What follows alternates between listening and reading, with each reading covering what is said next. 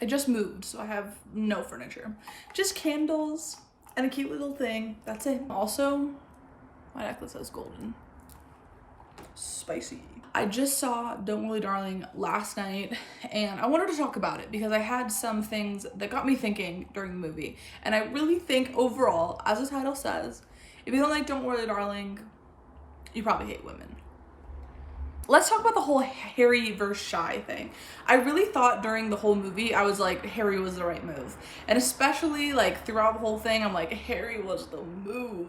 I just don't think Shia LaBeouf could have given what the role Jack needed. I think it really had to be Harry. My camera had a moment, but we back. Lastly, on that note, the whole accent thing, drama. I know that it got some critique before the film and it really got critique for the wrong reasons though. Once you watch the movie, you kind of come to find out why it's like that. And I think if anything, what I noticed was after finding out like why it was how it was, I won't fully spoil it. You can go see for yourself to find out if you don't already know or are familiar with Harry Styles. You know he has an accent, so the accent wasn't off-putting. I think if it was Shia LaBeouf, you definitely would have noticed it more and been like, oh, that guy has an accent, or picked it out a little bit. But overall, I think it was good, and I don't think it was like as problemsome as everybody thinks it is. And honestly, it went to clock all the hoes who thought otherwise, so bravo. A marketing question I do have is, if you're not a fan of Harry Styles, will you go out and see this movie?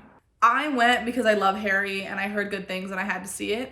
I don't know how many people who aren't interested in him or aren't interested in a female directed movie or Florence Pugh will see this movie, or potentially it'll be seen more by odds and ends once it hits some type of platform, streaming platform.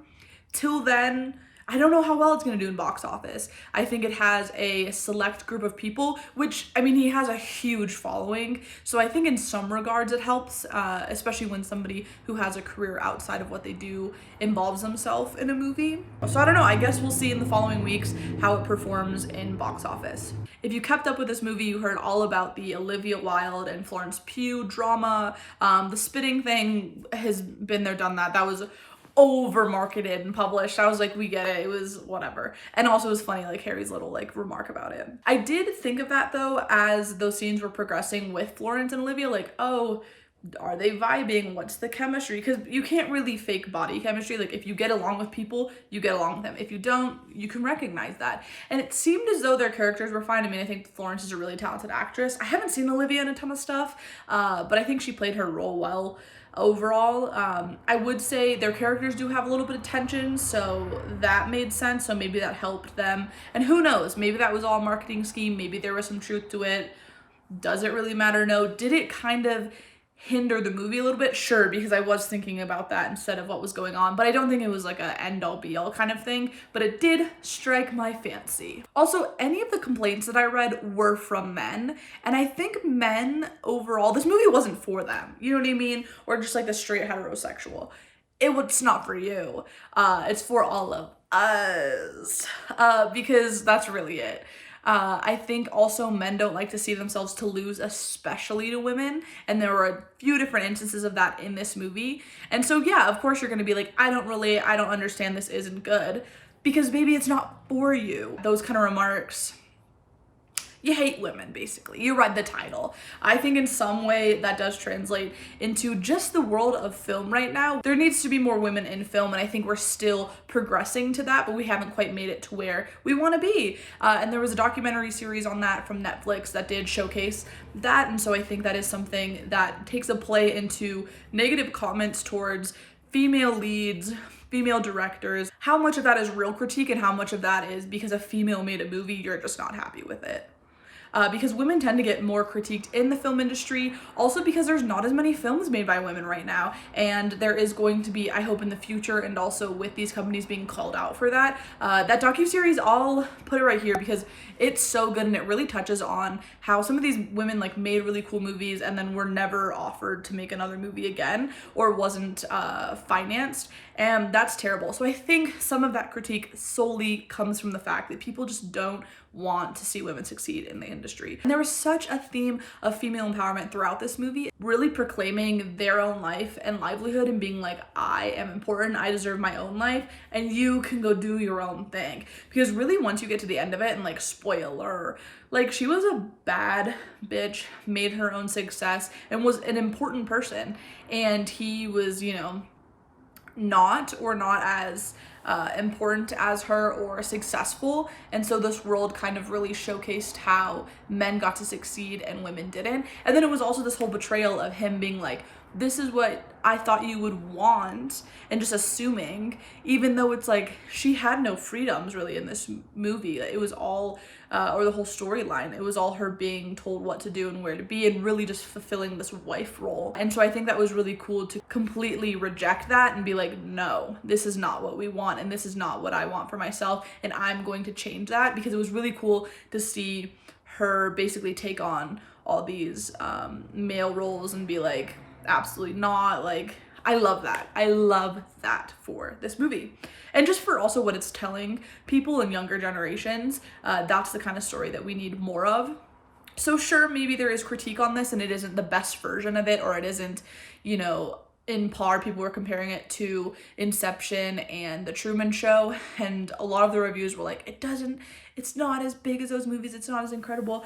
I think it did a good job, but I think those movies also have male leads and this one doesn't, and so it's targeting a different audience, and an audience that needs more representation, which we're here for. And Harry Styles, come on, you can't hate on a Harry Styles movie, especially with all those beautiful scenes that he was a part of. It definitely wasn't a perfect movie by all means, and I think anybody who isn't the director will have critiques. It might have been exactly what Olivia had wanted.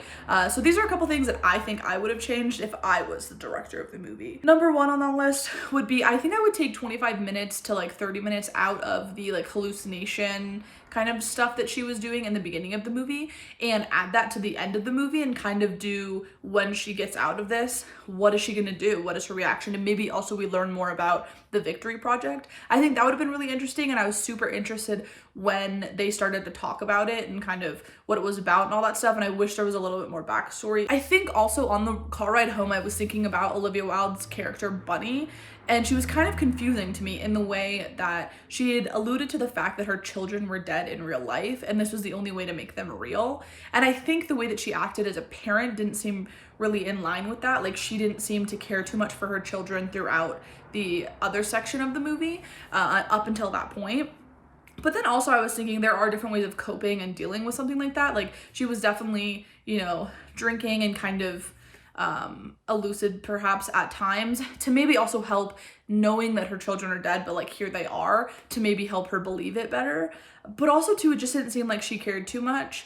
And so I think that's interesting, but I don't think there has to be one identity for a grieving parent. People grieve in different ways. I can justify that. I think that makes sense. The weird things of this movie. The earthquakes, what do they mean? Girl, I don't know. Because it was like they all experienced it. It wasn't just one character of like, maybe like, that would have been more interesting. I think if it was just one character, it would have shown that they weren't all a part of the same thing or coming from different sectors of life or something. Also the little like blood scene, not blood scene, but like that screen where it went, I think that could have just been taken out. It was a little bit cheesy. It was giving Twilight. I love a good Twilight, but it was not needed. I think just the pupils dilating was fine enough. Another question I have, drugs and alcohol, how do they work? He said he could prescribe her something. What would that have done? And then also alcohol. I wonder if it's some version that they like, I don't know, dilute, but also that was when she was the most clear that something was up and she could tell and was like more so hallucinating. So you would think in that kind of environment they would restrict those things or control them in a certain way. So that I definitely am not 100% sure on. With all that to say about the movie, I definitely will be seeing it again in theaters. It was good. It was great. And I think you should see it, and if you don't like it, if there's anything else you would like to add to this, please comment, tell me your feedback, what you thought of it, what you would change, anything of that sort. Thank you so much for watching this video. If you want to see more of this kind of vibe, let me know. I'd love to do more talking bits, commentary, if you will. But otherwise, I do like fashion, lifestyle, that kind of thing on my channel. So stick around if you want to see more from me. Thank you so much for watching, and maybe I'll see you at the movie theater.